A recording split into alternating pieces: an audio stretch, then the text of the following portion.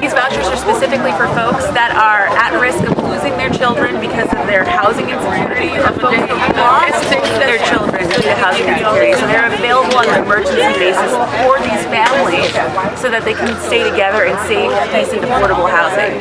These vouchers are also for former foster youth aged 18 to 24 who just need a hand up, who just need a bridge from their childhood into their adult years. So these vouchers both provide housing and services that help support these young people. Job placement services, extra education, a panoply of other services so that we can make sure that these young people get to adulthood in a good way.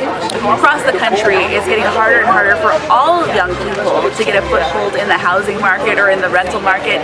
And if you add to that having lack of parental support, it's absolutely insurmountable. So we are thinking of those young people who've been working really hard their whole lives, not just to get through school, but to survive their childhood in a lot of cases. So this is a huge win for us. It's bigger than young people. It's about vulnerable families.